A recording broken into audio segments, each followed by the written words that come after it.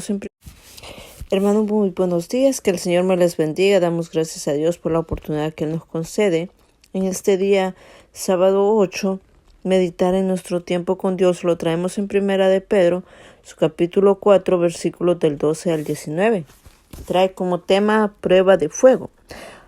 Amados, no os sorprendéis de fuego de prueba que se os ha sobrevenido, como si alguna cosa extraña os aconteciere, sino gozaos por cuanto sois participantes de los padecimientos de Cristo, para que también en la revelación de su gloria os gocéis con gran alegría. Si sois vituperados por el nombre de Cristo, sois bienaventurados, porque el glorioso Espíritu de Dios reposa sobre vosotros. Ciertamente de parte de ellos, Él es blasfemado, pero por vosotros es glorificado. Así que ninguno de vosotros padezca como homicida o ladrón o malhechor o por entremeterse en lo ajeno. Pero si alguno padece como Cristo, no se avergüence, sino glorifique a Dios por ello. Bien, damos gracias a Dios por estos primeros versículos que estaremos meditando. Vemos que en estos primeros versículos del 12 al 16, la certeza del sufrimiento. Así comenzamos con este punto, ¿no? Que vemos que Pedro aquí le habla a los hermanos que están pasando diferentes pruebas, una prueba de fuego, ¿no? Vemos que ellos acá son los santos que no deben sorprenderse por la prueba que enfrentan, sino que se regocijen, les dice, en la participación de los sufrimientos ¿de quién? De Cristo, ¿no? Porque sabemos que Cristo padeció por cada uno de nosotros. Y eso es lo que la carta de Pedro aquí les está diciendo a estos hermanos, ¿no? Que todo cristiano que vive una vida piadosa va a experimentar un cierto grado de persecución, les dice él a los hermanos. Y vemos que en este día el Señor nos está diciendo también a nosotros que padeceremos cierto grado de persecución. Vemos que ya sea en el trabajo o en el colegio, en nuestro alrededor, o tal vez hasta en nuestras familias, ¿no? Vemos que hay gente que se resiste a la verdad y se opone al Evangelio de Cristo. Entonces, hoy en día cada uno de nosotros como cristianos predicamos el Evangelio a aquel que no conoce, y lo primero que hace es decir, no estoy listo todavía, dice, para ir a una iglesia o para conocer de Cristo, ¿no? Entonces, o siempre nos dan alguna excusa, ¿no? Entonces aquí vemos que es una prueba en la que muchas veces cada uno vivimos, porque nos rechazan.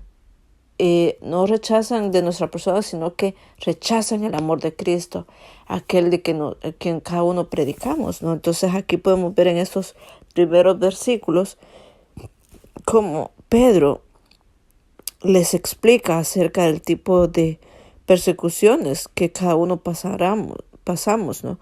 Una prueba de fuego que cada uno vivimos, que vemos acá padeciendo estos hermanos.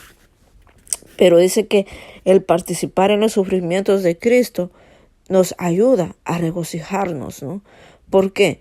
Porque vemos que Cristo dio la vida por cada uno de nosotros, y hoy tenemos que regocijarnos, porque por su amor y misericordia estamos acá predicando de su palabra, ¿no?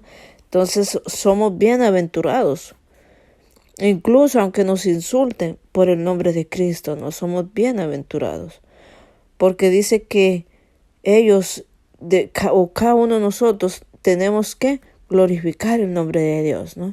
Entonces aquí vemos que Pedro les habla a estos hermanos, ¿no? Y el segundo punto es con respecto a la certeza del juicio. Y los versículos 17, 18 y 19 nos dice: porque es tiempo de que el juicio comience por la casa de Dios, y si primero comienza por nosotros, una pregunta: ¿cuál será el fin de aquellos que no obedecen el Evangelio de Cristo? Si el justo con dificultad se salva, ¿en dónde aparecerá el impío y el pecador, de modo que los que padecen según la voluntad de Dios encomienden sus almas al fiel Creador y hagan el bien. Vemos que aquí la palabra nos está diciendo: encomienden su alma al fiel Creador y hacer el bien, ¿no? Entonces aquí vemos que la palabra nos habla claramente que cada uno de nosotros tenemos que encomendar nuestra alma al fiel Creador, que es nuestro Padre Celestial, ¿no? Vemos que Cristo ya hizo todo por nosotros. En primer lugar, vemos que, imagínense que si David no hubiese sufrido en manos de Saúl, no se hubieran escrito esos grandes salmos, esos himnos que él tenía para Dios, ¿no? Y vemos también algunos de los grandes epístolas de Pedro fueron escritas desde la prisión. Imagínense que ahí tenía su inspiración él, preso, pero él estaba escribiendo estas cartas al pueblo, que si estaba pasando alguna dificultad, alguna prueba, que estaba Dios siempre cuidándolos. Pablo vemos que padeció tantas cosas, pero aún así él alababa el nombre de Cristo. Él estaba siempre inspirado. Imagínense que si Jesús se hubiera negado a ir a la cruz del Calvario, usted y yo hoy no gozáramos de la vida eterna. Usted y yo hoy no predicáramos el Evangelio. Pero vemos que Él no se negó. Él fue a la cruz, resucitó al tercer día y hoy está a la diestra del Dios Padre, intercediendo por cada uno de nosotros. O sea, podemos ver tantas cosas que padecieron ellos y siguieron predicando el nombre de Cristo. Hoy estamos usted y yo escudriñando estas palabras para poder hablarle a aquel que no conoce, dejarle saber que todavía Dios está presente. Él es omnipotente, omnisciente y omnipresente, que Él todavía está aquí. El Creador está esperando por aquel que no conoce. Y entonces nuestras vidas o nuestras almas tienen que ser siempre al Creador, entregárselas a Él, ¿no? Y dice, hagan el bien, dice. Entonces vemos que el Creador es fiel. Él es el juez fiel, el Redentor fiel. Vemos que Cristo es todo esto, ¿no? Porque Dios es el Creador. Él satisface las necesidades de cada uno de nosotros que somos su pueblo. El Creador quien provee comida y ropa a cada uno de los que somos perseguidos. Y quien los protege en momentos de peligro solo es nuestro Padre Celestial. Entonces tengamos presente, mis amados hermanos, que siempre tenemos que predicar de su palabra. Aquel que no conoce, aquel que no ha creído todavía en Él, nuestro deber, nuestro trabajo es predicar, anunciar las buenas nuevas, ¿no?